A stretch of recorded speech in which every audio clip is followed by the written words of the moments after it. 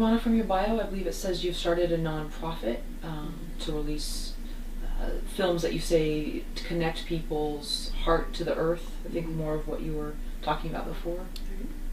I started in the process of making the film. I wanted to do it to educate people and to give back, and so I created a company called Global Wholeness. It actually started as Global Healing, and then we changed the name because I know, if we put it out there, Global Healing, and we're perpetually healing, we're never whole. So I changed the name to Global Wholeness, and we already are whole. It's just remembering that and walking into it. And in 6 weeks, I had IRS approval of my nonprofit status, and everybody said this is unheard of. And so I said, well, there's another green light, so we're meant to go out and do this.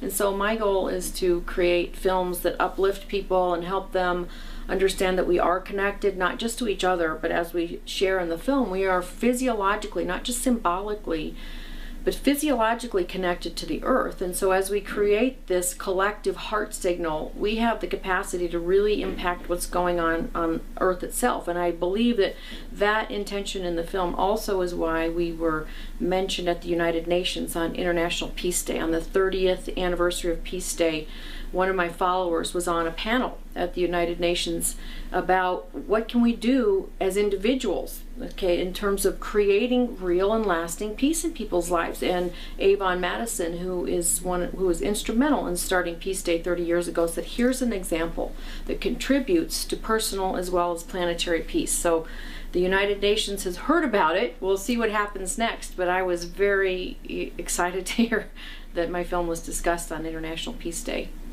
2112 is a hot topic. Yeah. Hollywood seems to portray it as the end of the world. Other people feel it as a shift in consciousness and us being forced to change from maybe more of a money-based thinking and into more heart-based thinking. What's your take? Well, I have been interested in beyond 2012 because this is like a bottleneck. Everything is converging. The energy is so fast, and you make a plan, and the only thing you can count on is it's going to be different.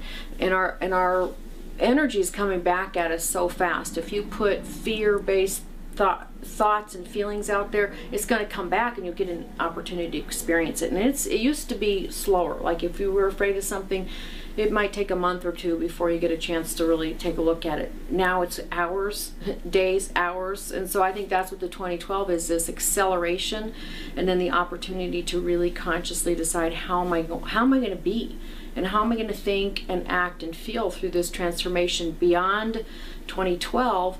And the solution is in the connection, in the feeling, and in the heart-based energy between all of us. And as I talk about in the film, the law of confluence, and that's something that I developed, and it's sort of the next step beyond the law of attraction, which absolutely works. That's a profound operative law, but the law of confluence is the next thing, and that is feeling creates connection, love manifests abundance, and heart creates wholeness. And so that is that energy of three things converging together. It's no longer what I want out there, but how do I interact in my environment to create healing and connection and peace.